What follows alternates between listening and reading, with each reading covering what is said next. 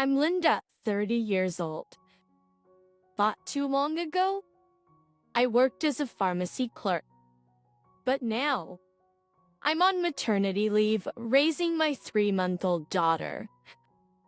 My husband, John, works in the medical field. We met through a colleague of his, dated for 3 years, got married, and then our daughter was born. Additionally, we plan to rent a small apartment and live happily as a family of 3. However, my mother-in-law kept insisting that we live with her. My father-in-law passed away from an illness a few years ago, and now she lives alone in their house. My husband has an older brother, 3 years his senior. Originally, the plan was for his brother to take over the family business. However, they've always had a rocky relationship with their mother. His brother loved drawing and wanted to work in the animation industry. But to differ despite their mother's objections, he moved to Boston to pursue his dream. Well, my mother-in-law has always been a bit of a meddler. She's the type who needs to know everything that's going on. Upset you when my brother-in-law would finish his part-time job a bit late, she'd call his workplace just to check if he was still there. No matter how many times we asked her to stop, she'd cry and say, "I'm just worried about you." Why would you say that to me? Eventually, brother-in-law got so fed up that he moved out right after high school. I can't blame him. I would have done the same. It wasn't just brother-in-law. My husband also had his fair share of issues with mother-in-law's behavior. They've had a lot of conflicts over the years. To this day, mother-in-law can't seem to understand. She'd say, "He's such a disappointment. How could he betray his parents' expectations?" Every time we met, she'd bring it up, and it was getting old. But with brother-in-law gone, mother-in-law kept saying she was lonely and wanted us to live with her. When moving in together was a big ask.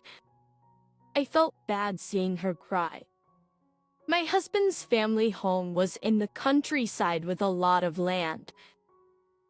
Like they had built a house there, thinking brother-in-law would eventually live in it. So we decided to move there. Since we'd be neighbors, we set some ground rules. We might be family, but don't interfere with our lives. Don't come into our house without asking. Stick to the rules, okay. Knowing mother-in-law, she'd probably want to be involved in our lives. I could already see the eagerness in her eyes, but we couldn't let her disrupt our happiness. Thankfully, my husband was firm with her, and she reluctantly agreed, saying, "All right. I understand." Maybe she realized it wouldn't be in her best interest for us to leave, so she listened to my husband. But for a while, she really did keep her distance. She called before visiting to see our daughter, and things seemed to be going well. I started to think that maybe this could work. But I didn't realize that this was just the calm before the storm. Our daughter had severe colic and cried loudly every night. We tried feeding her, changing her diaper, and everything else, but nothing worked. "It's okay. What's the matter, Jennifer?" Holding my crying daughter, I gently pat her back. I remembered a friend telling me that when her baby had severe colic, she'd take her for a drive. I tried it, and while my daughter would fall asleep in the car, she'd wake up as soon as we got home. It wasn't really helping. As if that wasn't stressful enough, there's been another issue lately. Mother-in-law has started making surprise visits in the middle of the night, especially when my husband is working late. But on this particular night, my husband was on a late shift. Despite it being past 1 a.m. and my daughter crying loudly, mother-in-law showed up again. Do you even know what time it is? It's so disruptive to have her crying this loud. To make her stop, she was yelling at my 3-month-old daughter to be quiet. Hey, what are you doing? Please be quiet. You're scaring Jennifer and she won't stop crying. I was sleep-deprived and frustrated, so I snapped back at mother-in-law. We had agreed she wouldn't interfere when we moved in, but lately she's been coming over more and more, especially when my husband isn't around. If this continues, I'll talk to my husband and we might just leave. Being a new mom was already challenging, and mother-in-law's behavior was making it even harder. The next day, I considered telling my husband about the incident, but he came home looking exceptionally tired, so I held back. I flew by with the demands of childcare, and before I knew it, my husband was working another night shift. At night, my daughter's crying was particularly intense. In my desperation to soothe her, I didn't notice mother-in-law entering our house. I sensed the bedroom door opening and turned to see mother-in-law walking in uninvited. Whoa! I was so startled to see her that I let out a surprised shout. Suddenly, I noticed a bat in mother-in-law's hand. Your child's crying is too loud. He'll make her stop, she yelled, raising the bat. Touch out. In an instant, I shielded myself from the impending threat. I shielded my daughter from the impending threat. A sharp pain hit my head and everything went black. When I opened my eyes, I was in a hospital bed. My husband was beside me, holding my throbbing head. I anxiously asked, "Where is Jennifer? Is she okay?" Clinging to my husband, I sought reassurance about our daughter. I'm down. Jennifer is fine. The pediatrician is checking on her right now. Hearing that she was safe, tears streamed down my face. But my relief was short-lived when I heard the next piece of information. Apparently, mother-in-law had called the ambulance, and her story was outrageous. She claimed she heard a loud noise in the middle of the night, and upon checking our house, she found me lying in a pool of blood. She suggested we might have been attacked by a burglar. Moreover, she'd taken photos of the scene and sent to my husband, who was at work, via WhatsApp. The audacity of her actions sent chills down my spine.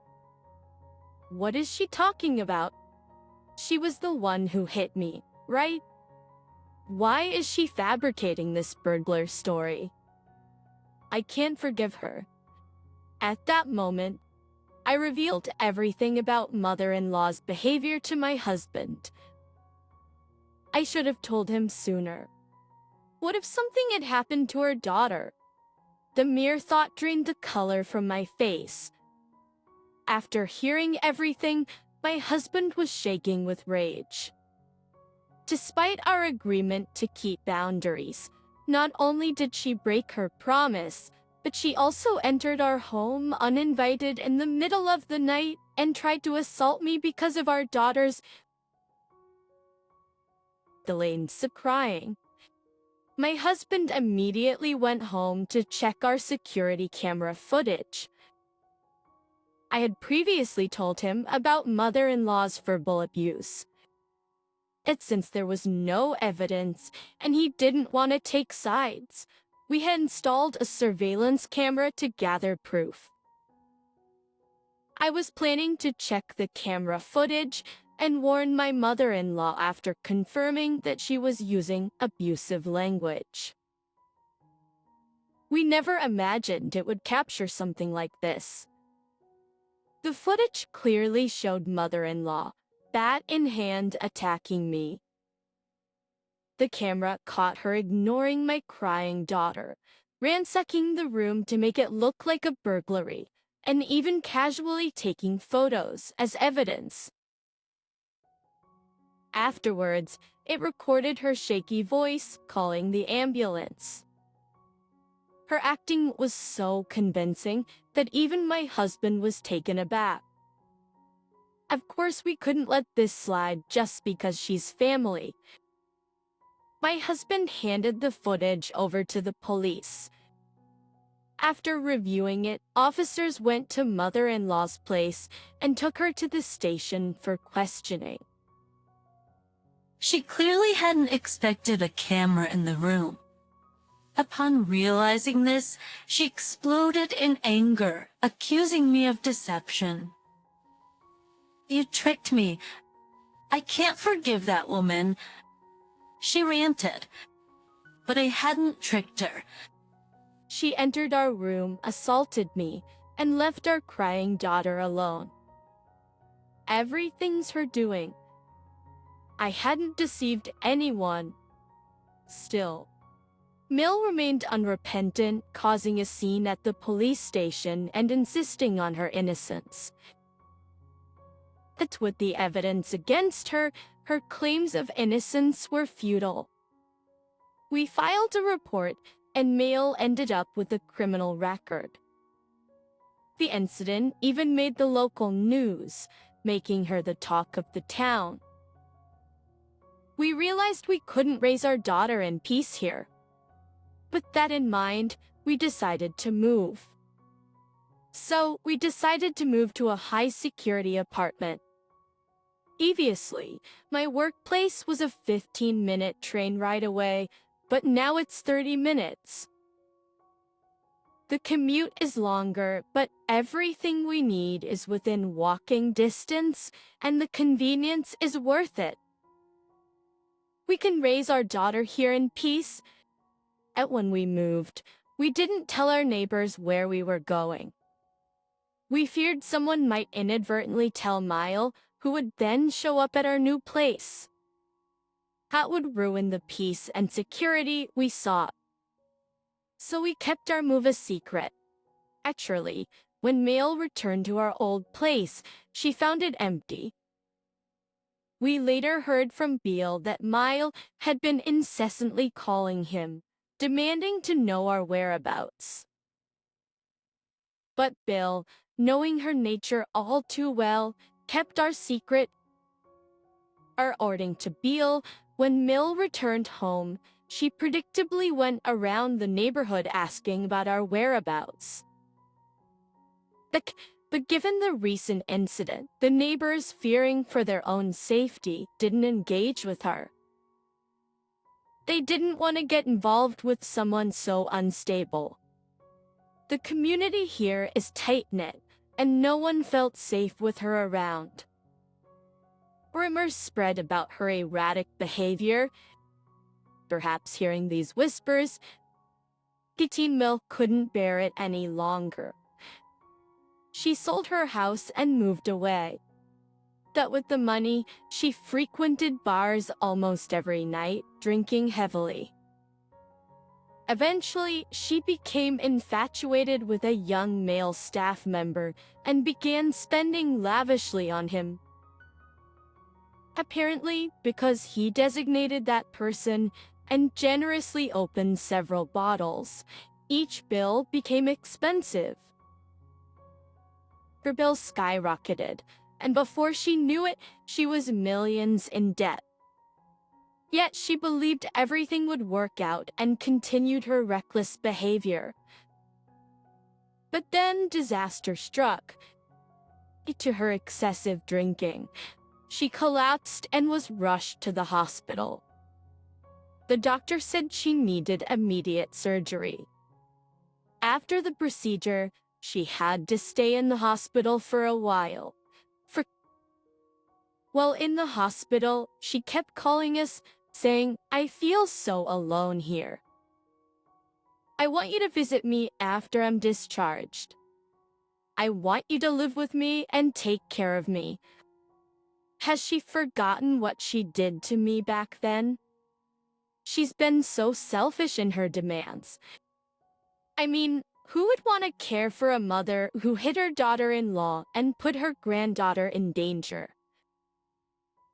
Besides, I've heard that my brother-in-law has a fiancée and he doesn't want to introduce her to such a dangerous person.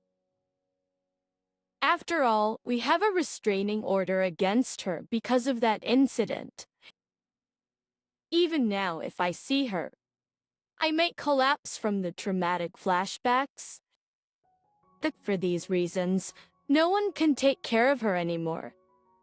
But she says, it's been months since then, and I've reflected on my actions, so please take care of me now. I'm sorry, but I can't just move on from that incident. The scars from that time are still fresh. Just because she's remorseful, everything should be forgiven. That's not how it works. Every day, her persistent calls became too much, so I blocked her on WhatsApp and my phone.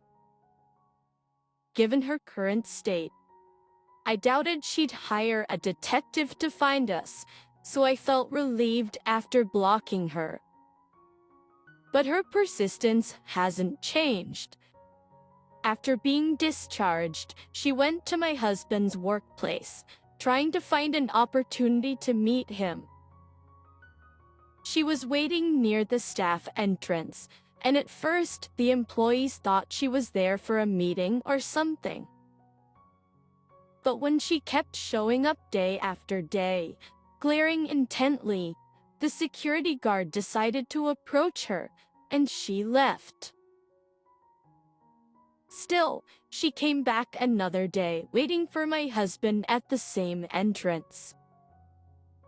This time, the security guard immediately called the police, and 15 minutes later, they arrived and took her to the police station.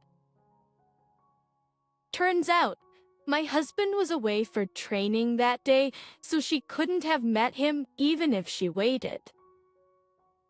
When he found out, he apologized to his workplace. Thankfully, it ended without any major issues. A few days later, she called me from a payphone, blaming me. It's all Linda's fault. Because of Linda, this happened. I shouldn't have let him marry Linda. You need to take responsibility and care for me. Why is she blaming me for her actions? It's all her fault. It's wrong to put the blame on me. What are you talking about? Do you even understand the root cause? That might be the past for you, but it's not for me. I still have scars, and sometimes I can't sleep because of the trauma. I don't want to see you anymore. I don't want to see her. When I said that, she raised her voice. It's because Linda is weak-hearted. When you're married, sometimes you need to forgive. Linda caused all this fuss, and now my life is in ruins. I take responsibility.